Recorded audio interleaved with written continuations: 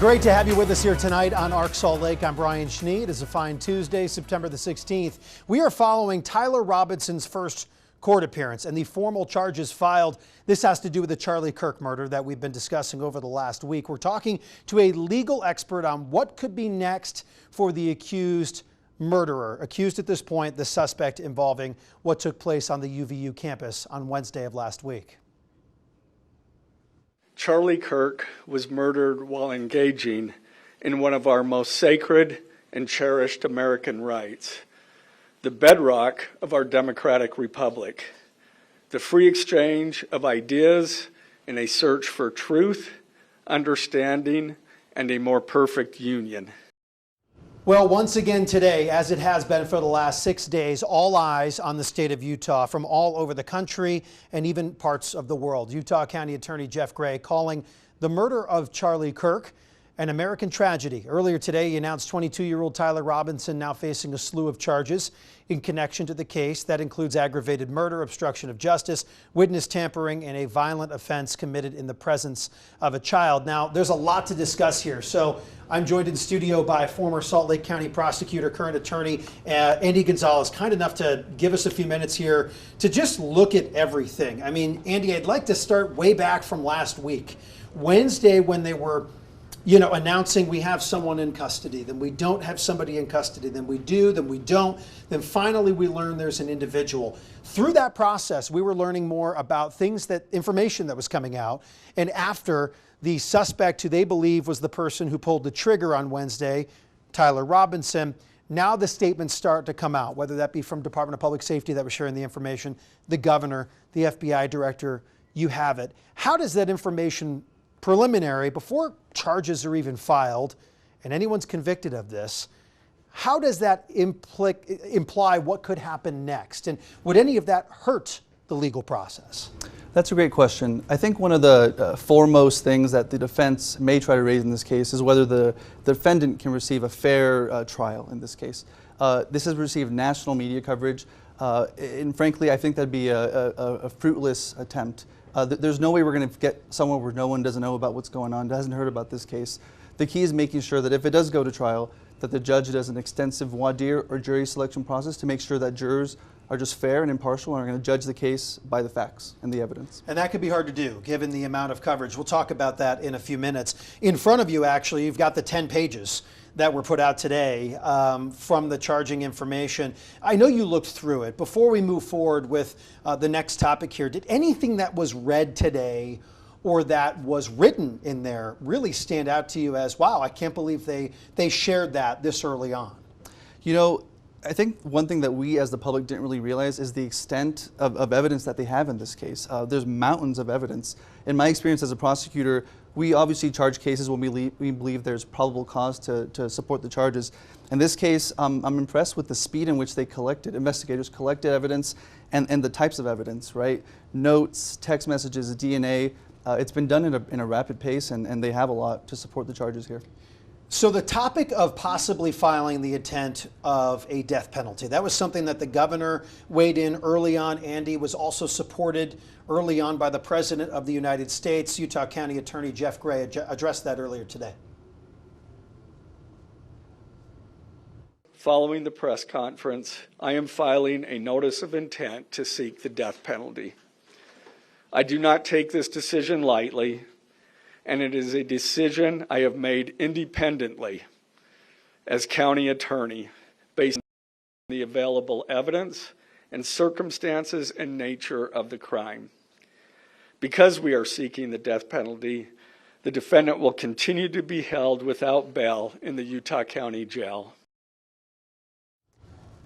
Jeff Gray saying that he made this decision on his own without any public interest, without any commentary from whether that be the governor who called for it early on or the President of the United States. What sort of timeline can people expect if the death penalty is on the table here? And when would that determination even come up throughout the legal process? That's a great question. I think there's a desire for swift and quick justice in a case like this that's obviously very emotionally charged. However, these cases can last years, frankly. It can last 1, 2, 3, 4 years. Frankly, and it's important to know there's the kind of conviction phase, and then there's the penalty phase of any case. It's up to a jury, if they convict him, to decide if the death penalty is warranted here. And that process can take, like I said, years. I know there will be tons of motions to exclude evidence by the defense. These cases, death cases, capital cases, can take years. So the part of the information that was shared today, we learned kind of in confirmation, there was this dialogue with a roommate that Robinson allegedly spoke to somebody in some capacity about this act. And I want to share a clip about the potential, if it may be a motive behind this, and a note that was left behind. Last we heard, it was shredded up, but here was something that DA Gray spoke about earlier today.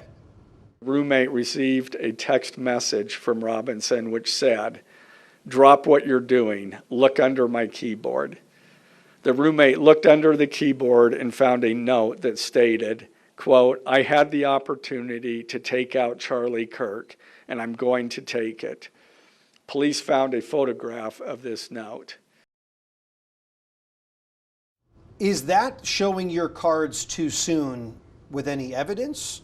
Or again, does that fall in line with what you were saying, just the speed and the rapid nature of the investigation? And I guess in a way, how forward investigators are being with the public's interest in a topic such as this?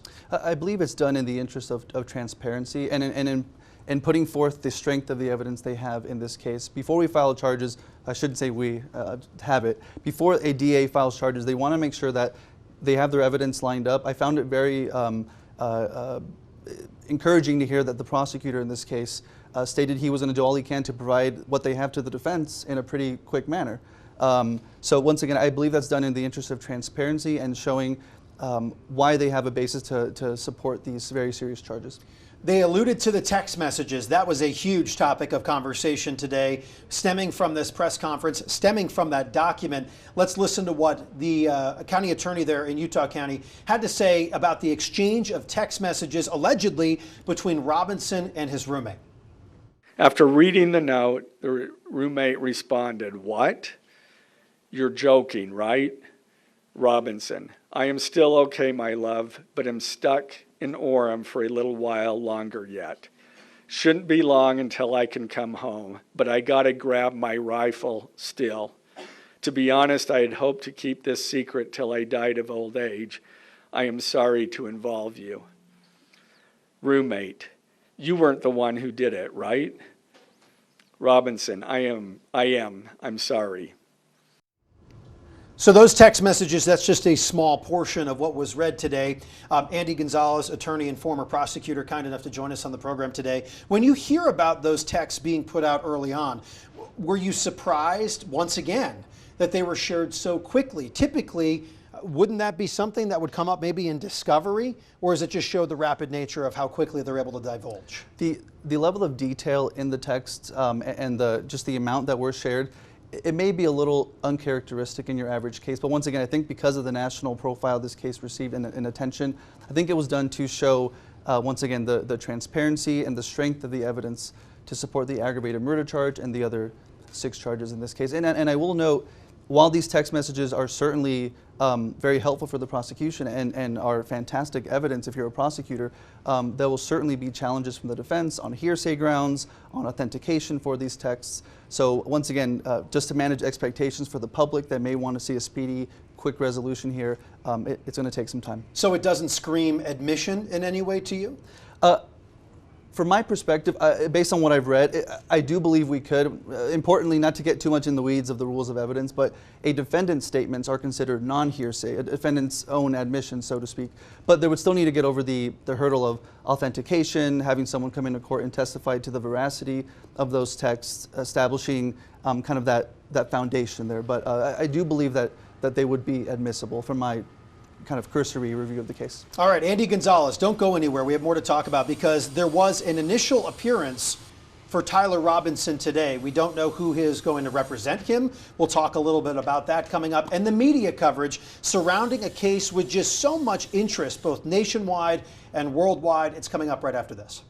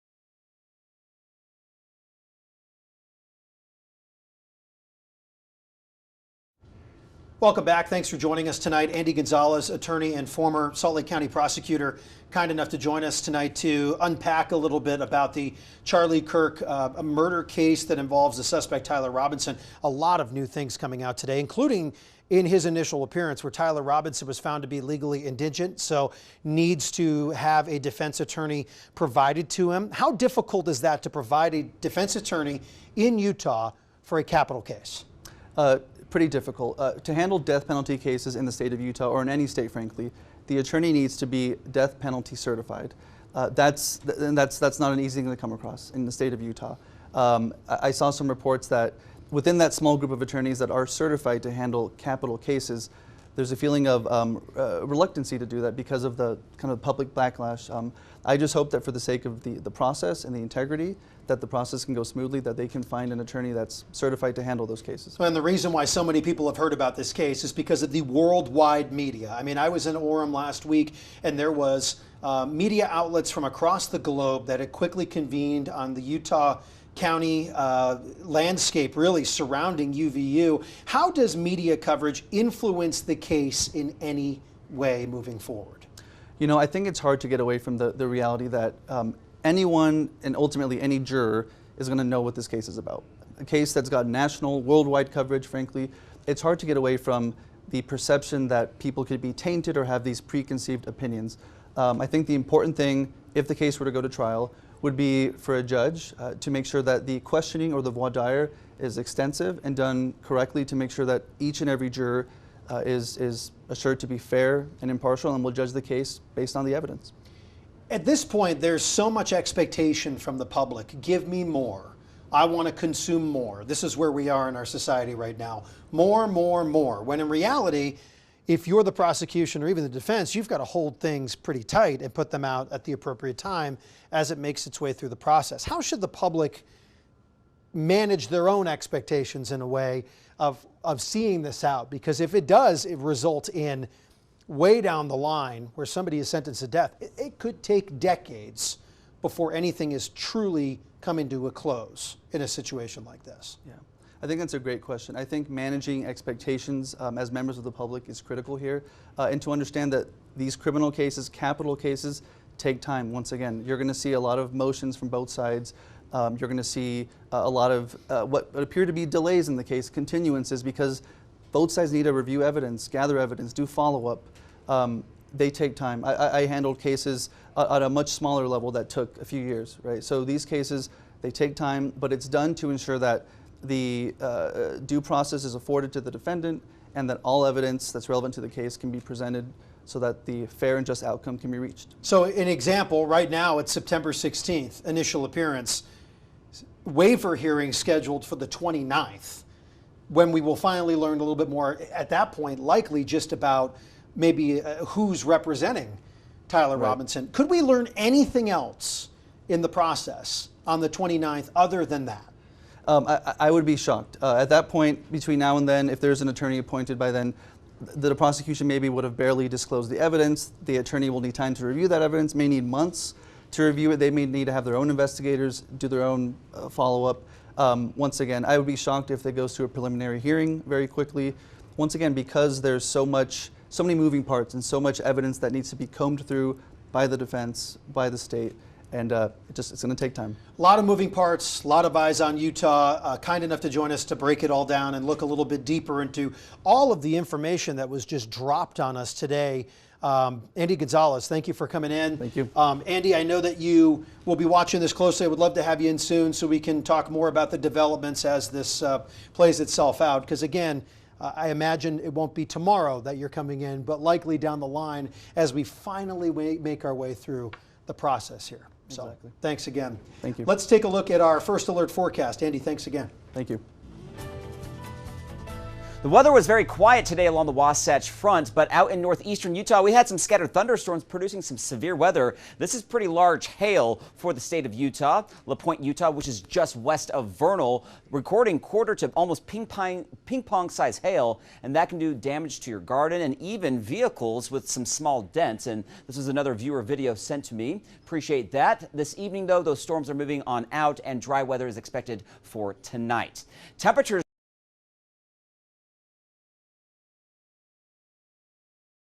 couple degrees below normal. 75 today in Logan and Ogden. Salt Lake here at 77 degrees. A bit warmer across southwestern Utah with 80s and 90s.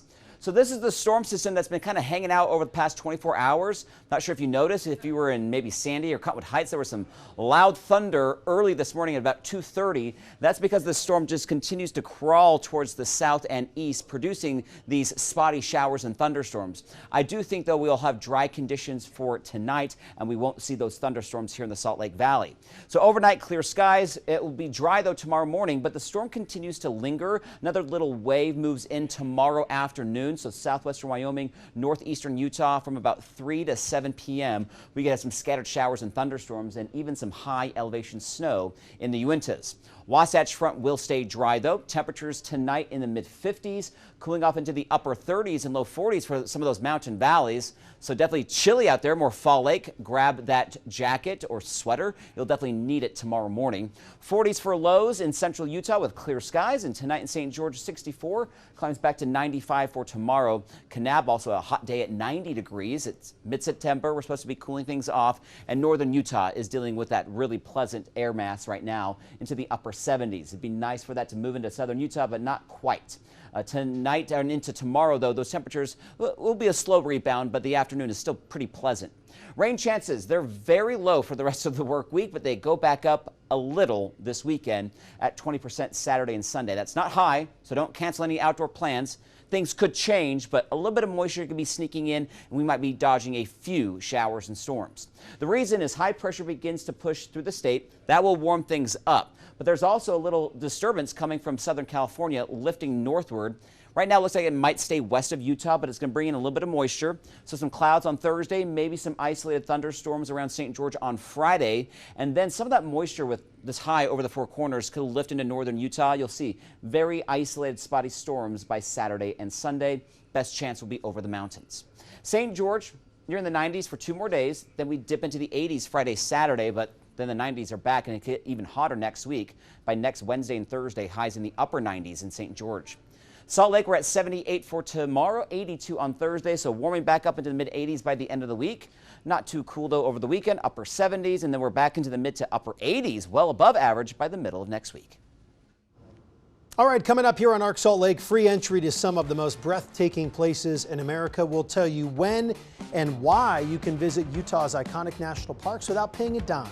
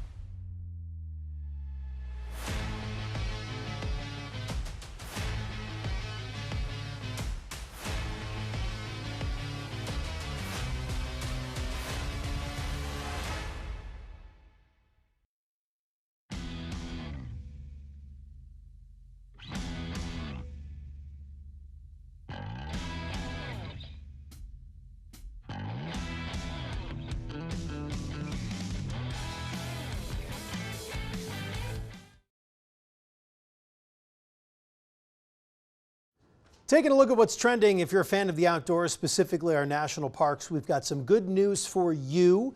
In honor of Great American Outdoors Day, the National Park Service will be waiving the entry fee to any of its parks on August 4th. Put it on the calendar if you don't have it already. It's to commemorate the 5th anniversary of the Great American Outdoors Act. Utah has 5 national parks, collectively known as the Mighty Five: Arches, Bryce Canyon, Capitol Reef, Canyonlands, and Zion. I believe that's good for all of the national monument sites as well. So those should not be exempt, which is cool to see. Governor Spencer Cox honoring the people in Utah who are 100 years old and older. These people have lived through World War II, the attack on Pearl Harbor, and of course, September 11th, 2001. They've also seen technology evolve from computers that were once as big as a house to now being able to fit in your pocket. The Utah Department of Health and Human Services and the Division of Aging and Adult Services helped to organize this event. Well, if you missed any of our conversation with former Salt Lake County prosecutor and current attorney Andy Gonzalez, you should be able to find that on our YouTube page. Thanks for watching tonight. We will be back with you tomorrow night at 7 o'clock, and we will see you then. Take care.